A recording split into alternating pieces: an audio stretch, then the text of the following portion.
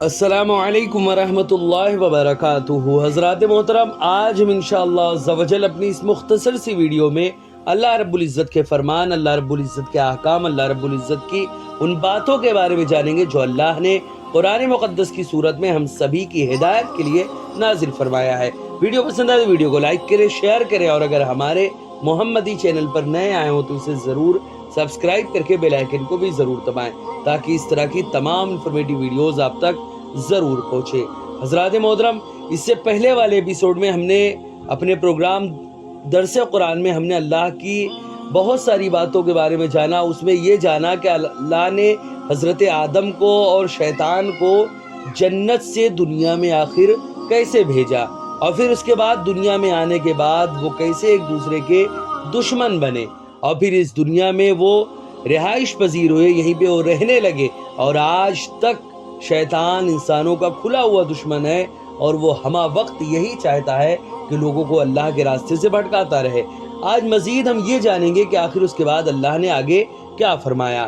حضرات محترم، ساتھ ہی ساتھ شیطان کے بارے میں مزید اللہ رب العزت نے آخر کیا فرمایا ہے، یہ تمام باتیں آج اپنی اس مختصر سی ویڈیو میں ہم جانیں گے۔ حضرات محترم، اللہ رب العزت نے قرآن مقدس میں ارشاد فرمایا، یا بنی آدم قد انزلنا علیکم لباسا یواری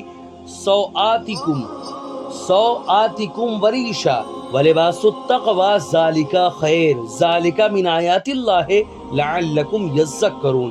حضرات محترم، اس میں اللہ نے فرمایا، اے اولاد آدم، بے شک ہم نے تمہارے لیے ایسا لباس اتارا ہے جو تمہاری شرمگاہوں کو چھپائے اور تمہیں زینت بخشے، اور اس ظاہری لباس کے ساتھ ایک باطنی لباس بھی اتارا ہے، اور وہی تقوی کا لباس ہے، اور تقوی کا لباس ہی بہتر ہے۔ یہ ظاہر و باطن کے لباس سب اللہ کی نشانیاں ہیں تاکہ وہ نصیحت قبول کرے۔ یا بنی آدم لا یفتننکم الشیطان کما اخرج ابویکم من الجنت ینزع عنہما لباسہما لیریہما سوآتہما انہو یراکم ہوا وقبیلہ من حیث لا ترونہم انا جعلنا الشیاطین اولیاء للذین لا یؤمنون۔ اے اولاد آدم، کہیں تمہیں شیطان فتنے میں نہ ڈال دے جس طرح اس نے تمہارے ماں باپ کو جنت سے نکال دیا، ان سے ان کا لباس اتروا دیا تاکہ انہیں ان کی شرمگاہیں دکھا دے۔ بے شک وہ خود اور اس کا قبیلہ تمہیں ایسی جگہوں سے دیکھتا رہتا ہے جہاں سے تم انہیں نہیں دیکھ سکتے۔ بے شک ہم نے شیطانوں کو ایسے لوگوں کا دوست بنا دیا ہے جو ایمان نہیں رکھتے۔ حضرات محترم، مزید اللہ نے آگے فرمایا، وَإِذَا فَعَلُوا فَاحِشَةً قَالُوا وَجَدْنَا عَلَيْهَا آبَاءَنَا وَاللَّهُ أَمَرَنَا بِهَا قُلْ إِنَّ اللَّهَ لَا يَأْمُرُ بِالْفَحْشَاءِ أَتَقُولُونَ عَلَى اللَّهِ مَا لَا تَعْلَمُونَ۔ اور جب وہ کوئی بے حیائی کا کام کرتے ہیں تو کہتے ہیں کہ ہم نے اپنے باپ دادا کو اسی طریقے پر پایا اور اللہ نے ہمیں اسی کا حکم دیا ہے۔ اے محمد عربی، آپ فرما دیجئے کہ اللہ بے حیائی کے کاموں کا حکم نہیں دیتا۔ کیا تم اللہ کی ذات پر ایسی باتیں کرتے ہو، اللہ کے بارے میں ایسی باتیں بتاتے ہو جو تم خود بھی نہیں جانتے کہ آخر اس کی حقیقت کیا ہے، اور اللہ پہ بہتان مان رہے ہو کہ یہ باتیں ہمیں اللہ نے بتائی ہے۔ قل امر ربی بالقسط واقیموا وجوہکم عند کل مسجد وادعوہ مخلصین لہ الدین کما بداکم تعودون۔ حضرات محترم، اس میں اللہ رب العزت نے یہ فرمایا کہ اے محبوب، آپ فرما دیجئے میرے رب نے انصاف کا حکم دیا ہے، اور تم ہر سجدے کے وقت تو مقام پر اپنے رخ کعبے کی طرف سیدھے کر لیا کرو، اور تمام تر فرما برداری اس کے لیے خالص کرتے ہوئے اس کی عبادت کیا کرو، جس طرح اس نے تمہاری خلقت و حیات کی ابتدا کی، تم اسی طرح اس کی طرف پلٹو گے۔ فریقاً ہدا و فریقاً حق علیہم الضلالہ انہم اتخذوا الشیاطین اولیاء من دون اللہ ویحسبون انہم محتدون۔ ایک گروہ کو اس نے ہدایت فرمائی اور ایک گروہ پر اس کے اپنے کسب و عمل کے نتیجے میں گمراہی ثابت ہو گئی۔ بے شک انہوں نے اللہ کو چھوڑ کر شیطانوں کو دوست بنا لیا تھا اور وہ یہ گمان کرتے ہیں کہ وہ ہدایت یافتہ ہے۔ یا بنی آدم خذوا زینتکم عند کل مسجد وکلوا واشربوا ولا تسرفوا انہ لا يحب المسرفین۔ اے اولاد آدم، تم ہر نماز کے وقت اپنا لباس زینت پہن لیا کرو اور کھاؤ اور پیو اور حد سے زیادہ خرچ نہ کرو کہ بے شک وہ بیجا خرچ کرنے والے کو پسند نہیں فرماتا۔ حضرات محترم، یہ چند باتیں تھیں، قرآن مقدس کا ٹرانسلیشن چند لفظوں میں آپ نے سمجھا۔ اب ہم انشاءاللہ عز و جل ایکسپلینیشن، اس کی تشریح کے بارے میں جانیں گے کہ آخر اللہ رب العزت نے ان آیتوں میں ہم سے کیا فرمایا ہے۔ حضرات محترم، مذکورہ آیت میں اللہ رب العزت نے ارشاد فرمایا، اے اولاد آدم، بے شک ہم نے تم پر ایسا لباس نازل کیا جو تمہاری شرمگاہوں کو چھپاتا ہے اور وہ تمہاری زینت بھی ہے، اور تقوی کا لباس وہی سب سے بہتر لباس ہے، یہ اللہ کی نشانیوں میں سے ہے تاکہ وہ نصیحت حاصل کرے۔ حضرات محترم، اسی طرح لباس سے انسان کی زینت ہوتی ہے، اسی اعتبار سے فرمایا کہ لباس التقوی، تقوی کا معنی ہے برے عقائد اور برے اعمال کو ترک کرنا اور پاکیزہ سیرت کو اپنانا۔ اسی طرح اب آیات سابقہ سے اس کی مناسبت کیا ہے، ذرا وہ سماعت کریں۔ حضرت آدم علیہ السلام کے واقعے میں اللہ تعالیٰ نے یہ ذکر فرمایا کہ جب ان کی شرمگاہ کھل گئی تو وہ اس کو درخت کے پتوں سے ڈھانپنے لگے۔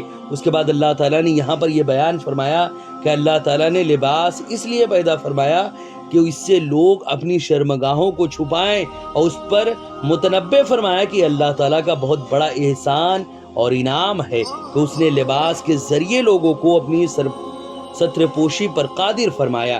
اس آیت میں فرمایا کہ اللہ تعالیٰ نے لباس کو نازل فرمایا، اس کا معنی یہ ہے کہ لباس کے مادی اجزاء مثلاً کپاس وغیرہ کو پیدا کرنے کے لیے اللہ تعالیٰ نے آسمان سے پانی نازل فرمایا۔ جبکہ دوسری وجہ مناسبت یہ کہ اس سے پہلی آیت میں حضرت آدم اور حضرت حوا کو زمین پر اترنے کا حکم دیا اور زمین کو ان کے لیے جائے قرار بنایا۔ اب یہ بتایا کہ زمین پر رہنے کے لیے انسان کو جن چیزوں کی ضرورت ہو سکتی ہے وہ سب اللہ تعالیٰ نے اس کے لیے پیدا فرمائی ہے، اور ان چیزوں میں سے دین اور دنیا کی ضروریات پوری کرنے کے لیے لباس ہے، اور اس کا تقاضا یہ کہ انسان اس عظیم نعمت پر اللہ تعالیٰ کا شکر ادا کرے اور اخلاص کے ساتھ اس کی عبادت کرے۔ اللہ تعالیٰ کا شکر صرف زبان سے کہہ لینے کا نام نہیں ہے۔ یہاں پر آپ نے یہ ابھی سماعت کیا کہ اللہ تعالیٰ کے شکر کا تقاضا یہ ہے کہ انسان اس کی عظیم نعمتوں پر صرف زبان سے ہی شکر نہ ادا کرے، اخلاص کے ساتھ اس کی عبادت کرے، گناہوں سے اپنے آپ کو دور رکھے، اللہ اور رسول نے جس چیز کو کرنے کو کہا ہے اس کو کرے، اور جس چیز سے اللہ اور رسول نے منع کیا ہے اپنے آپ کو اس چیز سے دور کر لے، یہی اصل میں شکر ہے۔ حضرات محترم، لباس کی نعمت پر شکر ادا کرنے کے بارے میں ذرا چند روایتوں کے بارے میں سماعت کریں۔ مجاہد اس آیت کی تفسیر میں فرماتے ہیں کہ قریش بیت اللہ کا ننگے ہو کر طواف کرتے تھے اور کوئی شخص طواف کے وقت کپڑے نہیں پہنتا تھا۔ اس آیت میں اللہ تعالیٰ نے جہلائے عرب کو اس پر متنبع فرمایا ہے کہ شرمگاہ کھلی رکھنا بہت بے شرمی کی بات ہے۔ حضرت آدم علیہ السلام کی جب شرمگاہ کھل گئی تو وہ اپنی شرمگاہ کو پتوں سے ڈھانپنے لگے۔ اللہ تعالیٰ نے احسان فرمایا کہ لباس نازل فرمایا، سو اس نعمت کی قدر کرنی چاہیے اور اللہ تعالیٰ کا شکر ادا کرنا چاہیے۔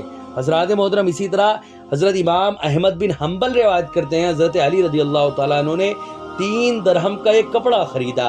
آپ نے اس کو پہننے کے بعد کہا، اللہ تعالیٰ کے لیے حمد ہے جس نے مجھے ایسا لباس عطا کیا جس سے میں لوگوں میں جمال حاصل کروں اور اس سے اپنی شرمگاہ کو چھپاتا ہوں۔ پھر کہا، میں نے رسول اللہ صلی اللہ علیہ وسلم کو اسی طرح فرماتے ہوئے سنا۔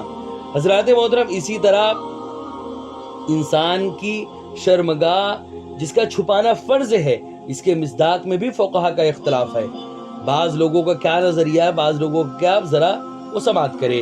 امام محمد بن اسماعیل بخاری روایت کرتے ہیں، حضرت انس رضی اللہ تعالیٰ عنہ بیان کرتے ہیں کہ رسول اکرم صلی اللہ علیہ وسلم غزوہ خیبر میں گئے، ہم نے وہاں منہ اندھیرے صبح کی نماز پڑھی، یعنی وہاں پر ہم نے منہ اندھیرے صبح کی نماز پڑھی۔ نبی صلی اللہ علیہ وسلم سوار ہوئے اور میں بھی حضرت ابو طلحہ کے پیچھے ایک سواری پر سوار ہوا۔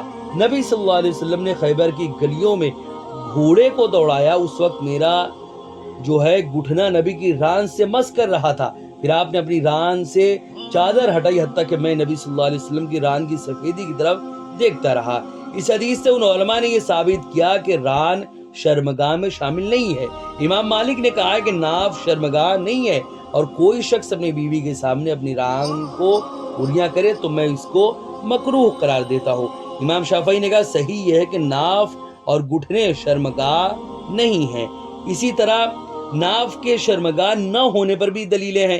امام احمد بن حنبل روایت کرتے ہیں، عمیر بن اسحاق بیان کرتے ہیں کہ حضرت حسن بن علی رضی اللہ تعالیٰ عنہ کے ساتھ تھا میں، ہماری حضرت ابو ہریرہ رضی اللہ تعالیٰ عنہ سے ملاقات ہوئی۔ حضرت ابو ہریرہ نے حضرت حسن سے کہا مجھے اپنی قمیص اٹھا کر دکھاؤ، میں تمہیں اس جگہ بوسہ دوں گا جہاں میں نے رسول اکرم صلی اللہ علیہ وسلم کو بوسہ دیتے ہوئے دیکھا ہے۔ پھر حضرت ابو ہریرہ نے حضرت حسن کی ناک پر بوسہ دیا۔ حضرات محترم، ان تمام روایتوں سے بہت ساری باتوں کا ثبوت ہوتا ہے۔ مرد اور عورت کی شرمگاہوں کے مصادیق میں یعنی مرد اور عورت کی شرمگاہ کا آخر کون کون سے مقام شرمگاہ میں شامل ہے، کون کون سے نہیں، اس میں مختلف فقہا کے مختلف نظریات ہیں۔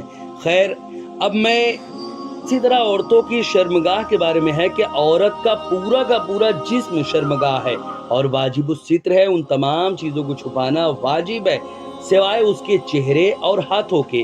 حضرت عبداللہ بن مسعود بیان کرتے ہیں نبی کریم صلی اللہ علیہ وسلم نے فرمایا عورت مکمل واجب الستر ہے، جب وہ باہر نکلتی ہے تو شیطان اس کو جھانک کر دیکھتا ہے۔ اسی طرح زید بن قنفذ کی والدہ نے حضرت ام المومنین ام سلمہ رضی اللہ تعالی عنہ سے پوچھا عورت کتنے کپڑوں میں نماز پڑھے؟ تو آپ نے فرمایا دوپٹے میں اور اتنی لمبی قمیص میں جو اس کے پیروں کی پشت کو چھپا لے۔